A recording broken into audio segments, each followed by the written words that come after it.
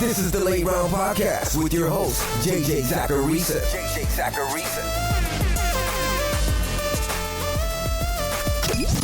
What's up, everyone? It's JJ Zacharisa, the editor-in-chief at FanDuel and at NumberFire.com, and this is episode 561 of the Late Round Podcast, the many shows that are part of the FanDuel Podcast Network.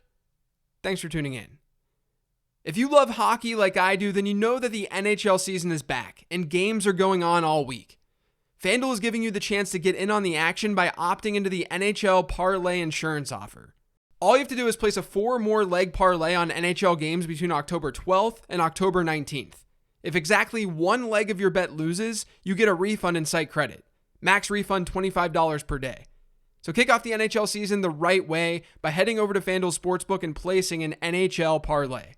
Must be 21 years or older and present in Arizona, Colorado, Iowa, Illinois, Indiana, Michigan, New Jersey, Pennsylvania, Tennessee, Virginia, or West Virginia. Refund issued as non-withdrawable site credit that expires in 7 days. Max refund $25. Restrictions apply. See terms at sportsbook.fanduel.com. Gambling problem? Call 1-800-GAMBLER or visit fanduel.com/RG in Colorado, Iowa, New Jersey, Pennsylvania, Illinois, Virginia. 1-800-9-WITH-IT in Indiana. 1-800-270-7117 for confidential help in Michigan. Tennessee Redline 1-800-889-9789. Visit 1-800-GAMBLER.net in West Virginia or call 1-800-NEXT-STEP or text NEXT STEP to 53342 in Arizona. Trend 1 this week is about Derrick Henry's absurd touch pace. On the season, Henry has 142 rush attempts. That's 48 more than the player who's in second, Alvin Kamara. Henry's averaging 28.4 rush attempts per game. Now that probably sounds like a lot when you hear it, but I don't think people understand just how insanely high that number actually is. We've got a 17-game schedule now. Let's assume that it was still a 16-game season. 28.4 times 16, that equals a little over 454 rush attempts. Across 17 games, that number is almost 483. Guys, the NFL record for rush attempts in the season came from Larry Johnson. He ran the ball 416 times. That's significantly lower than what Derrick Henry is pacing towards. What's happening with Derrick Henry is just crazy. I have no other word to describe it. He's incredible. I think we have to expect the rush attempts per game number to drop, right? Like you would think so. This is just territory that we've never approached before. But I had to talk about it on today's show because Derrick Henry is a monster. Antonio Gibson had 5 targets in week 1, and that accounted for a 23.8% target share. Everyone was excited. Antonio Gibson might be used like Christian McCaffrey. Well, since week 1, Gibson has seen exactly 2 targets in every single game. His target shares in those games haven't reached the 10% mark. He's averaging a target share per game of just 6.1% over his last 4. As long as this continues, it's going to be hard for Antonio Gibson to give us the ceiling that we want. J.D. McKissic has 17 targets over his last 4 games and a 12% target share. He's a problem once again for Antonio Gibson. I've talked about pass-to-rush touchdown ratio a lot on this show through the years. And recently, I've been talking about teams who have really low ratios, like the Browns, who are tied with Chicago for the lowest ratio in the league. But how about the other side of things? The team with the highest pass-to-rush touchdown ratio this year, that's Minnesota. They've thrown for 10 touchdowns so far, and they've only rushed for 1. I called this out regarding Kirk Cousins a couple of weeks ago and how he was really overperforming in the touchdown column. But you can consider that a problem for the pass catchers too. And a bigger problem is that Minnesota's offense just isn't scoring much now. Their 11 touchdowns is below the league average, and they've scored only 2 over their last 2 weeks. They're trending in the wrong direction. I didn't expect this to happen, but Justin Fields is not running much in the Bears offense. Maybe this has to do with some positive game scripts for this offense over the last couple of weeks, but during his 3 starts this season, Fields has totaled 25 rushing yards. That's it, 25. Over the last 3 weeks, so the same time frame that Fields has been the starter, you know who has 30 rushing yards? Tom Brady. Here's another interesting trend related to Justin Fields that plays into some of the studies that I did over the offseason on rookie quarterbacks and mobile quarterbacks. One of the main reasons that those types of quarterbacks seem to hurt pass catchers on their teams is because teams with rookie quarterbacks and teams with mobile quarterbacks, they tend to not throw the ball as much. Well, over Justin Fields' 3 starts, the Bears have averaged 19 team targets per game. 19. Let's give this some context. Let's go back to Tom Brady. Tampa Bay averages 44 targets per game. The average across the league is closer to 34. 19 targets is not a lot at all. And it's a huge, huge problem for the receivers in Chicago. Trend 6 is that over the last 4 weeks, the Washington football team has allowed a top 5 fantasy performance each week to quarterbacks.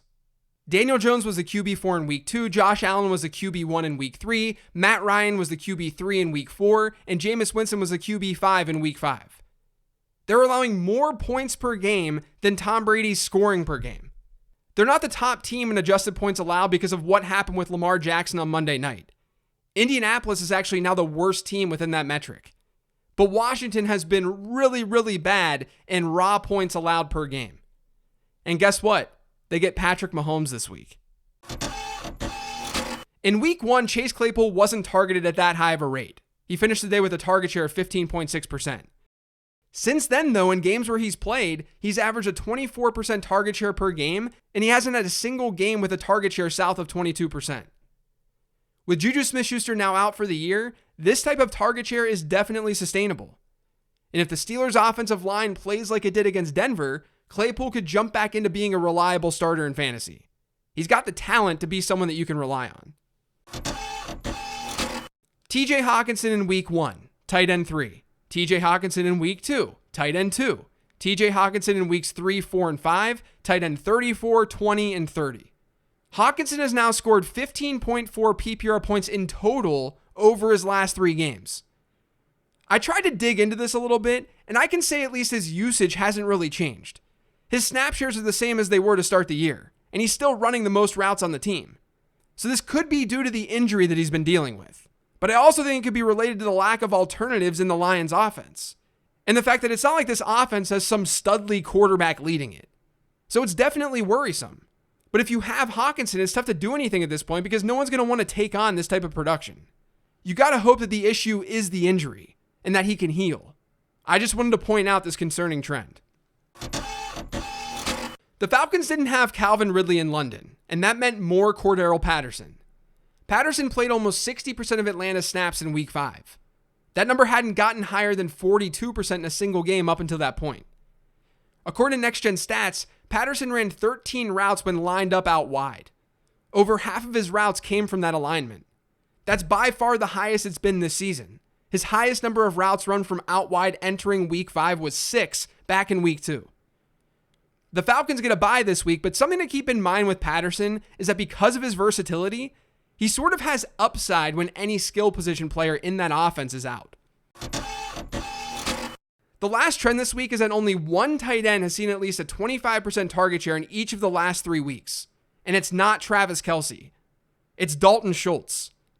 I've been talking about Schultz a lot on this show over the last few weeks. But the trend continued in week 5 where the Cowboys utilized Schultz a lot more than Blake Jarwin. Schultz ran more than 3 times the number of routes as Blake Jarwin did. I said it the last couple of weeks and I'll say it again. Dalton Schultz is a tight end 1 in fantasy football. Maybe his numbers dip a little bit when Michael Gallup returns, and I'd expect that to happen to some degree. But Gallup's also not entering the lineup and being squeezed into that lineup. He's going to push Cedric Wilson out. And Cedric Wilson, over the last couple of weeks, has been running starter routes. Yes, Gallup is better, and he's going to command a higher target share than Cedric Wilson. I'm not trying to sell this as Dalton Schultz maintaining a freaking 30% target share in the Dallas offense. What I'm saying is that tight end is a dumpster fire. Dalton Schultz is producing. And Dalton Schultz's peripherals are so strong that even with the decline in target share, he can still be a starter in fantasy football. That's going to do it for today's show, though. Thanks to all of you for listening. If you've yet subscribed to the Late Round Podcast, make sure you are by searching for it pretty much anywhere podcasts can be found. And don't forget to follow me on Twitter @LateRoundQB. Thanks, everyone. I'll talk to you tomorrow with the Sleeper Show.